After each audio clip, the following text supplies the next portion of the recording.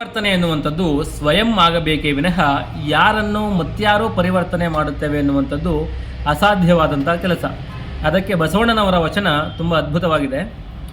ಬೇವಿನ ಬೀಜವ ಬಿತ್ತಿ ಬೆಲ್ಲದ ಕಟ್ಟೆಯ ಕಟ್ಟಿ, ಬೇವಿನ ಬೀಜವ ಬಿತ್ತಿ ಬೆಲ್ಲದ ಕಟ್ಟೆಯ ಕಟ್ಟಿ, ಆಕಳ ಹಾಲ ನೆರೆದು ಜೇನು ತುಪ್ಪ ಹೊಯ್ದೆಡೆ, ಕಹಿಯಾವುದಲ್ಲದೆ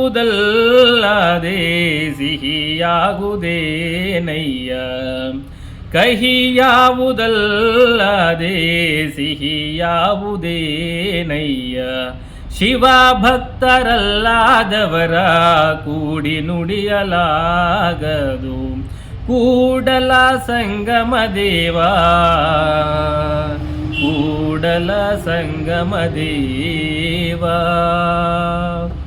ಹೀಗೆ ನಾವು ಬೇವಿನ ಬೀಜವನ್ನು ಬಿತ್ತಿ ಅದರ ಸುತ್ತಲೂ ಬೆಲ್ಲದ ಕಟ್ಟೆಯನ್ನು ಕಟ್ಟಿ ಮುಕ್ಕೋಟಿ ದೇವತೆಗಳು ವಾಸ ಮಾಡುವಂತಹ ನಮ್ಮ ದೇಸಿ ತಳಿಯಾದ ಗೋವಿನಿಂದ ಬರ್ತಕ್ಕಂಥ ಉತ್ಪನ್ನಗಳಾದ ಹಾಲು, ಮೊಸರು, ಬೆಣ್ಣೆ, ತುಪ್ಪ, ಅದರ ಜೊತೆಗೆ ಗೋಮೂತ್ರ, ಗೋಮಯ ಇದನ್ನೆಲ್ಲವನ್ನೂ ಕೂಡ ಆ ಬೀಜಕ್ಕೆ ಎರಗಿದರೂ ಕೂಡ, ಅದರ ಜೊತೆಗೆ ಜೇನುತುಪ್ಪವನ್ನು ಹಾಕಿದರೂ ಕೂಡ ಅದು ಕೊನೆಗೆ ಅದರಿಂದ ಬರ್ತಕ್ಕಂಥ ಮರದ ತೊಗಟೆ ಆಗಲಿ, ಎಲೆಯಾಗಲಿ, ಕೊಂಬೆ, ಕಾಂಡಗಳು ಎಲ್ಲವೂ ಕೂಡ ತನ್ನ ಮೂಲ ಸ್ವಭಾವವಾಗಿರ್ತಕ್ಕಂಥ ಕಹಿಯನ್ನೇ ಹೊರಸೂಚಿಸುತ್ತೆ ಹೊರತು ಸ್ವಲ್ಪವೂ ಕೂಡ ಸಿಹಿಯಾದಂತಹ ರುಚಿಯನ್ನು ಅದು ಕೊಡುವುದಿಲ್ಲ.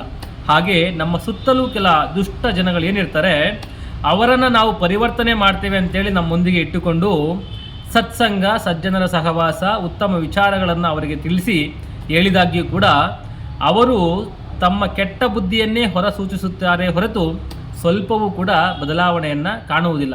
ಕಾರಣ ಅವರಲ್ಲಿ ಬದಲಾಗುವಂತಹ ಮನಸ್ಥಿತಿ ಇರುವುದಿಲ್ಲ. ಜೊತೆಗೆ ಅವರಿಗೆ ಮೂಲದಲ್ಲಿ ಬಂದಿರತಕ್ಕಂಥ ಆ ದುಷ್ಟ ಬುದ್ಧಿಯನ್ನು ಬಿಡಲಿಕ್ಕೆ ಕೂಡ ಮನಸ್ಸಿರುವುದಿಲ್ಲ.